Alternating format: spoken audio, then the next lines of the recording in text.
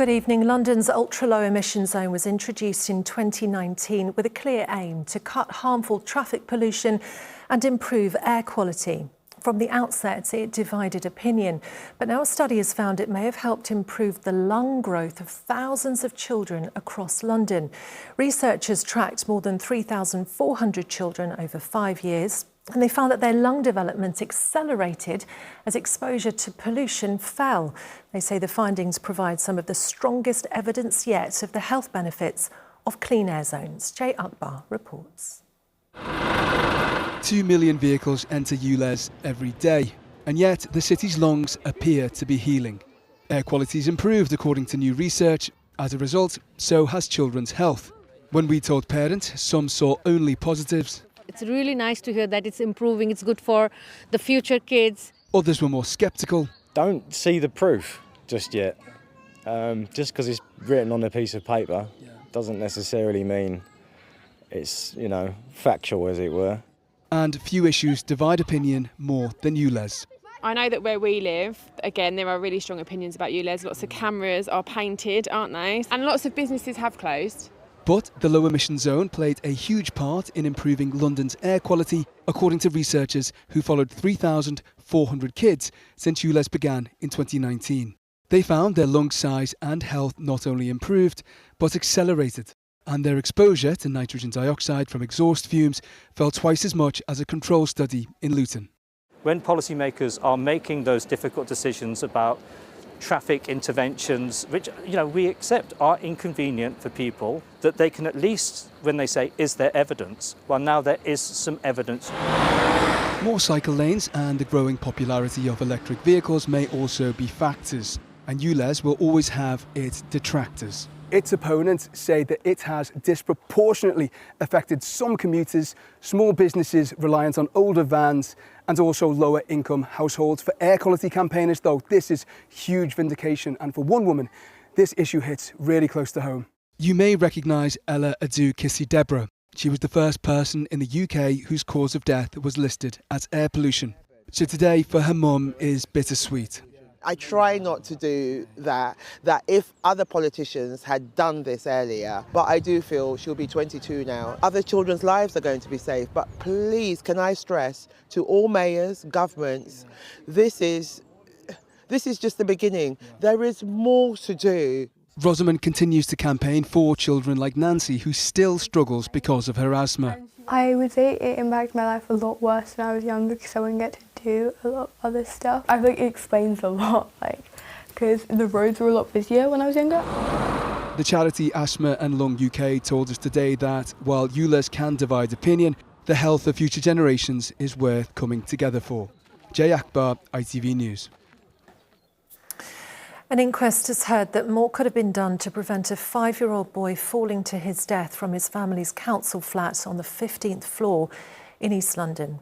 Today, a council worker told the hearing that more safety features could have been fitted to the kitchen window after the boy's mother had raised concerns about the property.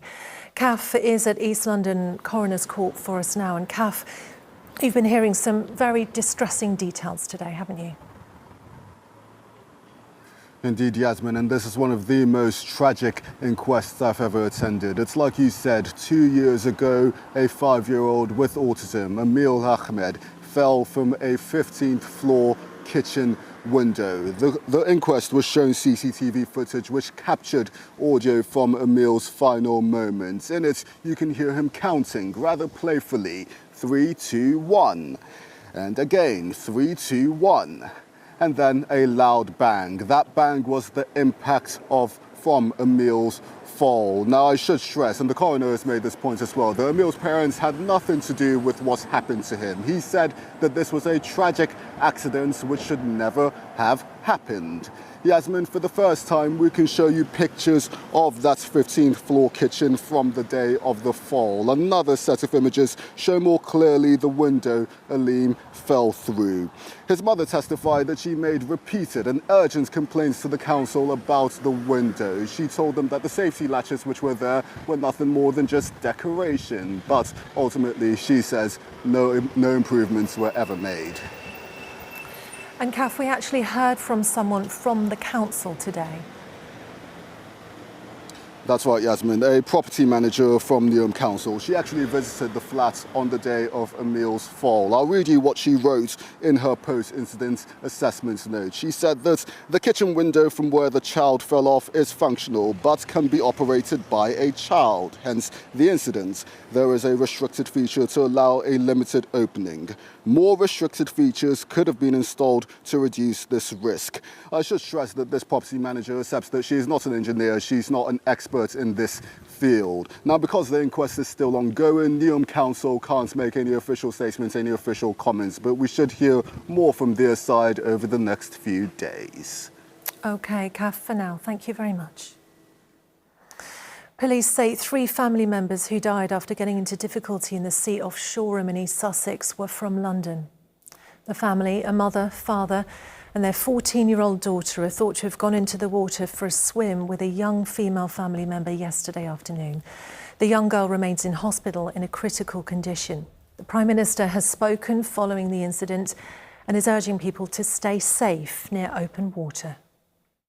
A real tragedy, a real terrible family tragedy. And obviously we will look in detail at what happened. The thing I can say today, and there is still, I think, a further heat wave to come in this summer period, it's just to remind people about the dangers of open water swimming. There have been more Islamophobic incidents in the first half of this year than in the whole of 2023. That's according to the charity Tell Mama, who say there have been 1,031 reports this year alone. They say behind each case is a Londoner made to feel unsafe simply because of their faith.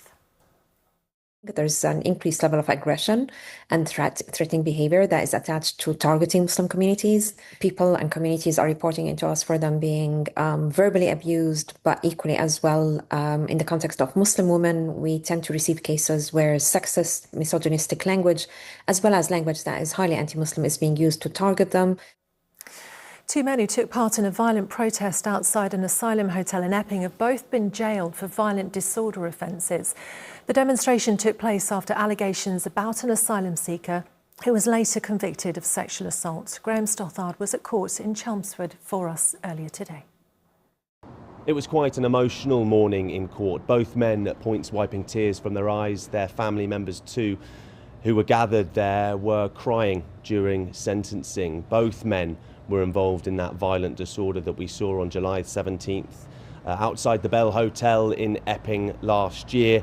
Disorder one senior police officer described as the worst he'd seen in his 20-year career. Let's start with 48-year-old Jonathan Glover from Waltham Abbey. He was there filming, claiming to be a journalist, but that was an argument that the judge dismissed, saying he encouraged the crowd to push forward, break police lines, and that he acted aggressively. In sentencing remarks, Judge Mills said he encouraged confrontation, he undermined police officers, obstructed police vehicles and aided the offending of others. Far from seeking to calm tensions, you repeatedly attempted to inflame them. You painted yourself as the victim, but you were the antagonist. He also said there was a racial element to that offending, saying he did not want foreign asylum seekers in the area. He gave him a sentence of 2.5 years for violent disorder. Charlie Land, he is 24, he is from Hatfield. The judge said his actions were the result of simple mindless disorder. He was masked as he attacked police vehicles, ripping off and kicking wing mirrors, climbing on top of vans, stamping on sirens over a period of hours. He was sentenced to 2 years and 8 months in prison for violent disorder. He was also found guilty of criminal damage. The judge said their actions led to fear in the local community, prevented people from going about their daily lives and had an impact on local businesses. 10 people have now been sentenced for those scenes that we saw in Epping last year. Graham Stothard reporting. Now, still to come on the programme tonight. For 60 years, they've been asking the public to dig deep in times of crisis. Tonight, we look back at some of the DEC appeals that made history. And real flower power, the water lily that could break records. But first, young Londoners have been taking to the water in Hackney today to investigate pollution in rivers. The project is designed to give children the skills and confidence to safely explore their local waterways and also campaign for them to be cleaner. And Sharon Thomas is there with some of those on the water now. Sharon. Well, good evening from a rather lively River Lear. We've got about 30 children here out on the water tonight from all over London, many of whom have never actually been on a paddleboard before. It's a lot of fun, of course. I'm a paddleboarder myself, but there's a serious environmental message, Kieran, isn't there? Tell us a bit about this project. So at Get Out, we provide access to rivers and oceans for young Londoners as a means to improve health and well-being, but also to protect the environment. This club is investigating the River Lee, about its pollution and sort of telling the story of the river through young people's voices. OK, great. Kieran, thank you very much. Well, the River Lee is actually in poor health, which makes what your son is doing, Zach Middy, even more special. Tell us a bit about it and how proud you are. I'm really proud of Zach. In the beginning, he was very nervous, but for the last couple of months at Get Out, he's really gained his confidence and he absolutely loves being on the river now. OK, Middy, thank you so much. We're going to go meet a couple of expert paddleboarders here now. Please let me not fall in on live TV. Good evening, girls. Tell us a bit about what you've been up to today here at Riverside. Well, first we did some river testing of the water here, and then we did some paddleboarding. We tested the clarity of the water, which was quite cool, and thankfully it was good as well. Okay. Having fun at the same time? Yes, lots of fun, especially the paddleboarding. Yeah, that was really fun. You know, learning different strokes and things like that. Have you fallen in yet? Thankfully not. Thankfully. Asia, what have you learned today? It's a really great opportunity to, get on the water, manoeuvre a boat. It's totally different from just looking at it from up above. It's also really good for us at a young age to be here. It's a great experience. And you've got a chance to shape the future of the river. Of course, yeah. Okay. Great, thanks very much, girls. Have a lovely evening paddleboarding. Sadly, we're out of time on this live, so I'm going to spare you the indignity of me trying to stand up on a paddleboard. Sharon, thank you, and well done for not falling in. Now, for 6 decades, the Disaster Emergency Committee has been bringing together charities and broadcasters to raise money for people caught up in humanitarian crises around the world. Its first broadcast appeal was in 1966, and since then, the organisation says it's raised more than £2.5 billion. In a moment, we'll be talking about the huge contribution that Londoners have made. But first, Hannah Ludlow looks back at some of the biggest emergencies the DEC has responded to. The first TV appeal for the Disasters Emergency Committee came after an earthquake in eastern Turkey in 1966. The BBC and ITV both ran appeals, raising the equivalent of more than £10 million in today's money. The DEC system is unique because it actually gives the aid agencies access to broadcasters' airtime in a way that no other organisation can. The 3 criteria for an appeal are need, the ability of the agencies to help, but above all, public willingness to fund the rescue operation or the aid operation. And that public willingness to help comes from watching the coverage and feeling that there's something I would like to do as a citizen to help these people. Throughout the years, the DEC has impartially supported communities impacted by man-made disasters like war and natural disasters. Among the largest of those was on Boxing Day in 2004, when an earthquake off the coast of Indonesia caused a tsunami which hit 7 countries. A DEC appeal raised a staggering £392 million. That would be more than £700 million today. Any donation you're able to give is hugely appreciated. More recently, events like the Concert for Ukraine, broadcast on ITV following the escalation of the conflict in 2022, played a part in the overall success of the appeal. In 2024, the DEC began its appeal to help people suffering the consequences of the conflict in the Middle East. And just last month, the DEC began its 80th appeal after the earthquake in Venezuela.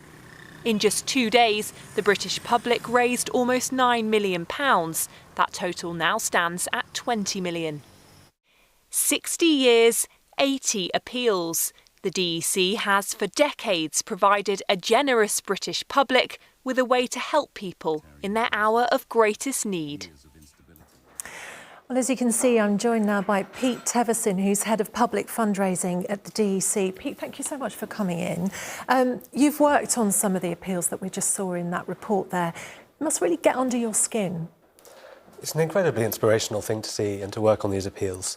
Obviously, terrible things will happen when they do, but seeing the outpouring of support from the UK public and from Londoners whenever it happens, and how all of these different organisations and individuals come together, it's so inspiring to see as the money comes in and the help goes out. Absolutely, and I always think that there's something very moving about seeing the generosity of the public, and as you say, Londoners have really contributed over the years, haven't they? They really have, yes. So many community groups that get in touch with us, or individuals, faith groups. It's incredible to see that within hours or days of a disaster happening, we're already getting communications from people saying, we've organised a bake sale, we've organised a race, and it's entirely essential to our operations that people are doing what they can. So we are so, so grateful. Now, obviously, we show the appeals on TV, we show them on ITV. But you appeal in other ways too. Just kind of talk us through some of the ways that London in particular, because London is such a specific kind of place with the kind of tube that we've got and the transport network. Talk us through what kind of things you've done. Yes, we're very lucky to have lots of wonderful partnerships and relationships in London, including with Transport for London. Londoners may well have seen during DEC appeals signs in every station and posters. Indeed, in the last appeal for Venezuela, we were very fortunate that Bill Nye lent his voice to the tannoys to ask people to support if they were able to in the stations. So lots of wonderful examples of fundraising events and drives throughout London. Absolutely, and some of the other things, I think we might be able to see some pictures of those now. I think on the BT Tower, they put stuff across, don't they? We're seeing it here, look. Yes, whenever an appeal launches, we get loads and loads and loads of offers for support, and we're so grateful. That includes things like the BT Tower. Yeah. We've also had Piccadilly Circus, the Outernet, but also London's cultural institutions. We've had events and all sorts of things at the National Theatre, at the English National Opera, the South Bank Centre. So it really is a coming together of everybody to do what they can for people so tragically affected by these major international disasters. Absolutely, and you mentioned Bill Nye there, just one of the kind of famous faces and voices that have lent. Do these people I'm just curious, do they kind of leap at the chance to be involved in this? They do. We are so grateful to have the support of so many celebrities and public figures. Our role as the DEC is when a disaster happens to get the message out as quickly as possible, and they have such an incredible platform, and we're very, very grateful to all of them who donate their time. Absolutely. Pete Teverson, Head of Public Fundraising at the DEC. So lovely to see you. Thank you. Thank you. Now, Kew Gardens is, of course, known for its delicate flowers and beautiful displays, but one of its plants has just passed a very unusual test of strength. A giant water lily has managed to support more than 100 kilograms on a single leaf in the annual weigh-off. Sally went along to see the very special lily in question. Time for the water lily weigh-off. The crew at Kew have a fight on their hands. Getting ready to rumble, Aidan and Martin, who are so desperate to win, they've started talking to their plants. You're not just a lily, you are the water lily.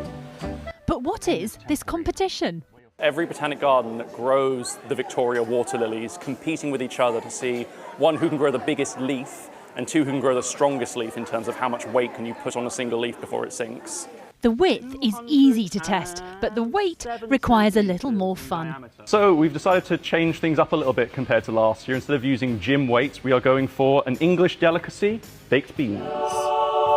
Beans were just like an interesting little twist on a theme. Do you think it's also a bit of a tribute to British culture of having beans every other day? I mean, yeah. How do you know? 170 odd tins later, and the lily was untouchable. Who ate all the beans afterwards? Well, I had a bite. Aidan wasn't convinced, but I just went for it, yeah. But the boys weren't done yet and decided to take things a step further.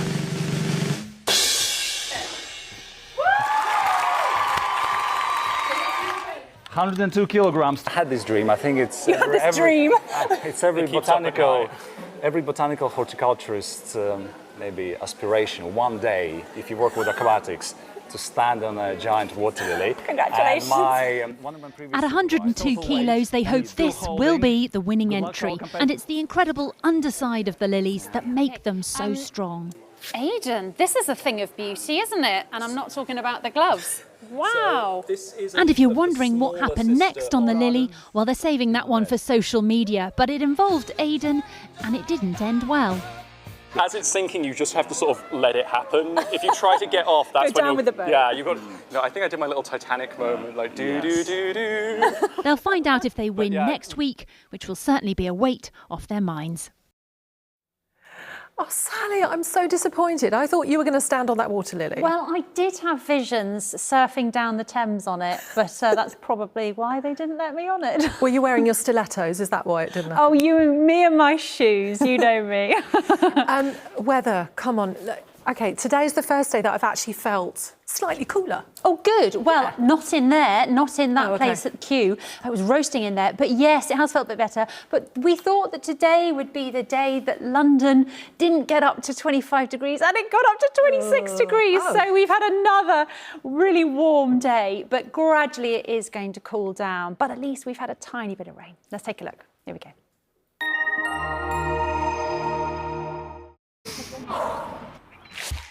Come rain or shine, Octopus Energy sponsors ITV London weekday weather. Hello again. Hope you had a super day. Look at these little ones. They look like they're looking for the rain, don't they? Well, they might find some. We have got some sunny spells over the next few days, but also some showers. And some of them could be heavy, particularly tomorrow. But there's lots of dry weather as well. And even if we get the showers, they're not necessarily going to fall everywhere. Into the weekend, once more, it becomes more settled, but there will be a cooler feel compared to what we've been used to. Temperatures gradually coming down. And the reason it's changing is because we've got low pressure over us at the moment. Into Thursday, as that system comes through, that's when we could have those heavier downpours. You can see that high pressure builds again as we go into the weekend. But yes, we will have a slightly cooler air mass over us. So for tonight, for most of us, it's dry, maybe a shower here or there, but you can see quite a lot of clear skies with us. And those temperatures, quite like last night, they'll come down into those mid to low teens. So not too warm, not too cold overnight. Into tomorrow, there is a lot of dry weather around and there are some sunny spells and some clouds. So actually quite a nice day, but watch out for a few showers popping up. If we get them, the odd one could be quite heavy. There might even be some thunder and lightning and hail, but like I said, not everyone's going to see them. Highs of 22 to 23 degrees, so it's a little bit down on today. And then late afternoon and evening, that's when we've got a higher chance of seeing some showers in our part of the world, but again, not everywhere. So we'll take you into the outlook, and you can see that on Friday, again, possibly some showers later in the day. We'll keep an eye on that. Into the weekend, plenty of dry weather to be had. That's it. Cheerio. Octopus Energy sponsors ITV London weekday weather. Finally, this evening, one London artist has set herself an extraordinary task to illustrate every council estate in the capital. Gigi the illustrator's colourful paintings celebrate the communities and social housing estates that she grew up around. Her work has already attracted celeb fans, including Central C. And now ahead of her debut at September's Art Car Boot Fair, she's bringing the stories of London's estates to an even wider audience. Rags Martel explains.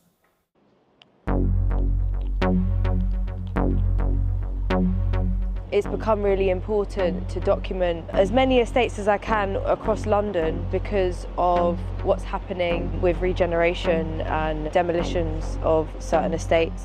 Concrete, canvas and community. Welcome to Gigi the Illustrator's London. Within the art world, there's not enough working class representation, and I think this is, it's a good way of representing my community. Okay. With a palette and paint, she's on a mission to capture every council estate in the capital.